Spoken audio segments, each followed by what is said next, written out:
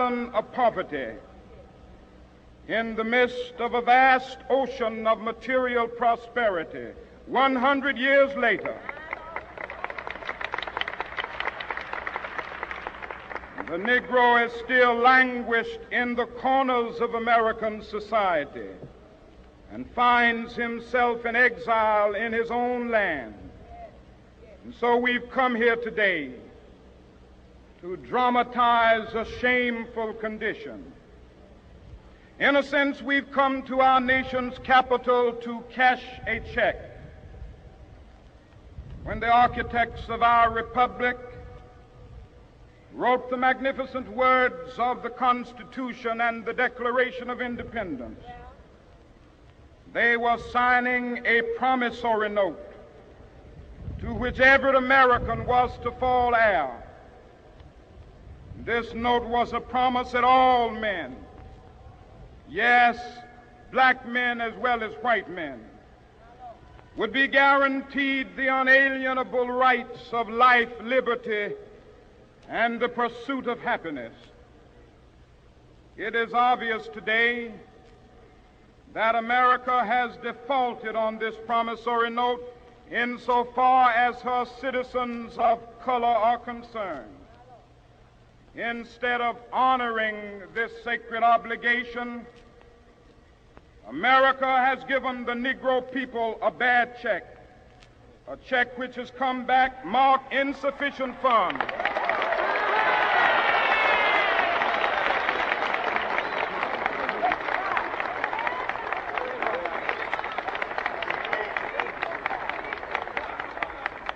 But we refuse to believe that the Bank of Justice is bankrupt.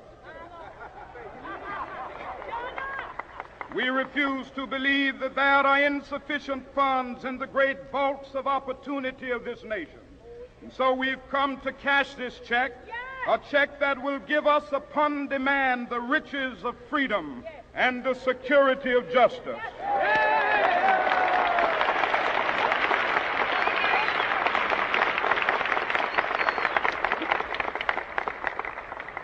We have also come to this hallowed spot to remind America of the fierce urgency of now. This is no time to engage in the luxury of cooling off or to take the tranquilizing drug of gradualism.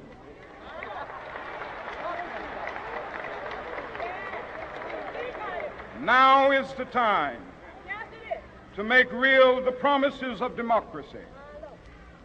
Now is the time to rise from the dark and desolate valley of segregation to the sunlit path of racial justice. Now is the time to lift our nation from the quicksands of racial injustice to the solid rock of brotherhood. Now is the time to make justice a reality for all of God's children. It would be fatal for the nation to overlook the urgency of the moment. This sweltering summit of the Negro's legitimate discontent will not pass until there is an invigorating autumn of freedom and equality. 1963 is not an end, but a beginning.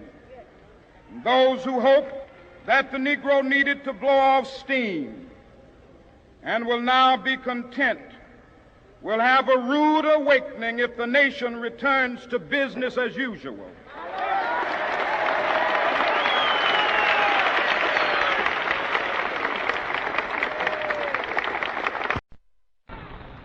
There will be neither rest nor tranquility in America until the Negro is granted his citizenship rights. The whirlwinds of revolt will continue to shake the foundations of our nation until the bright day of justice emerges. But that is something that I must say to my people who stand on the warm threshold which leads into the palace of justice. In the process of gaining our rightful place, we must not be guilty of wrongful deeds.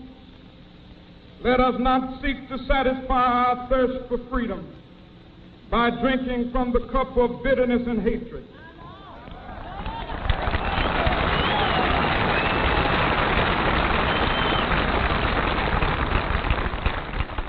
We must forever conduct our struggle on the high plane of dignity and discipline. We must not allow our creative protests to degenerate into physical violence. Again and again, we must rise to the majestic heights of meeting physical force with soul force. The marvelous new militancy which has engulfed the Negro community must not lead us to a distrust of all white people. For many of our white brothers, as evidenced by their presence here today, have come to realize that their destiny is tied up with our destiny.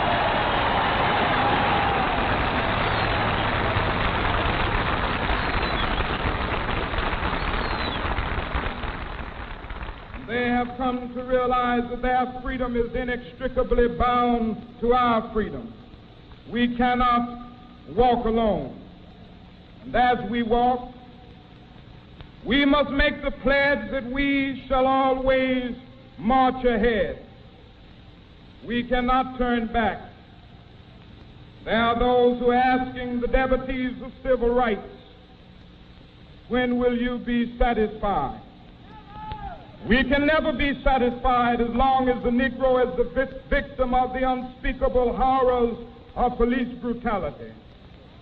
We can never be satisfied as long as our bodies, heavy with the fatigue of travel, cannot gain lodging in the motels of the highways and the hotels of the city.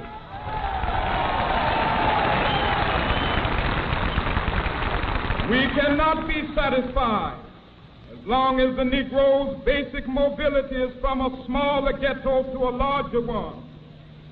We can never be satisfied as long as our children are stripped of their selfhood and robbed of their dignity by signs stating for whites only.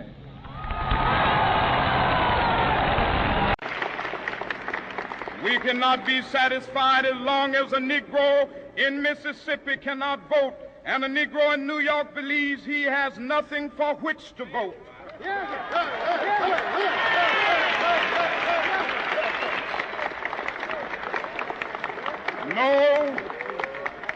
No, we are not satisfied, and we will not be satisfied until justice rolls down like waters and righteousness like a mighty stream.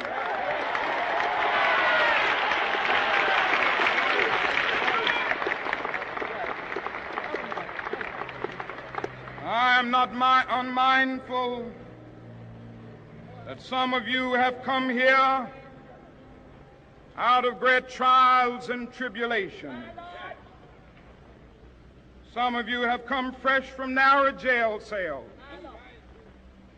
Some of you have come from areas where your quest for freedom left you battered by the storms of persecution and staggered by the winds of police brutality.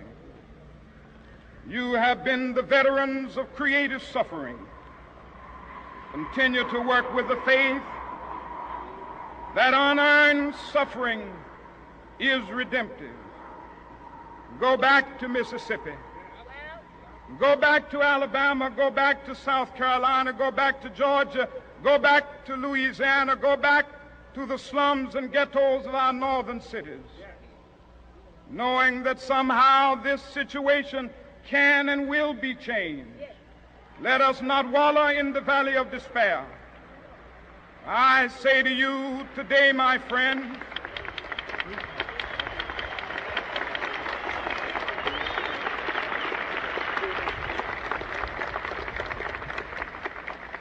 so even though we face the difficulties of today and tomorrow, I still have a dream. It is a dream deeply rooted in the American dream.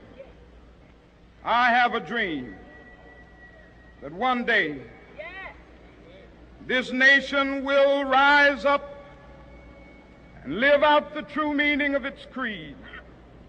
We hold these truths to be self-evident, that all men are created equal.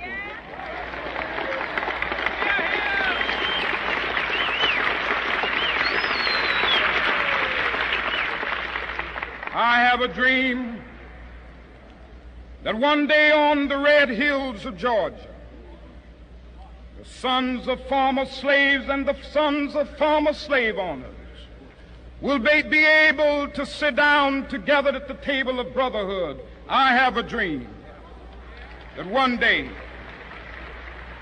even the state of Mississippi, a state sweltering with the heat of injustice, sweltering with the heat of oppression, will be transformed into an oasis of freedom and justice. I have a dream that my 4 little children will one day live in a nation where they will not be judged by the color of their skin, but by the content of their character. I have a dream today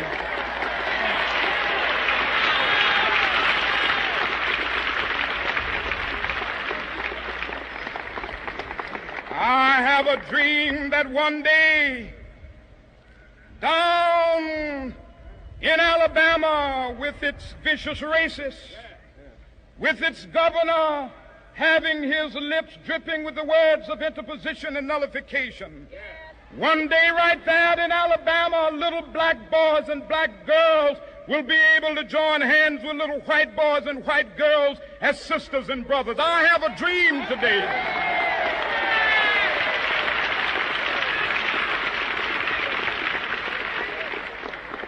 I have a dream that one day every valley shall be exalted, and every hill and mountain shall be made low. The rough places will be made plain, and the crooked places will be made straight. And the glory of the Lord shall be revealed, and all flesh shall see it together.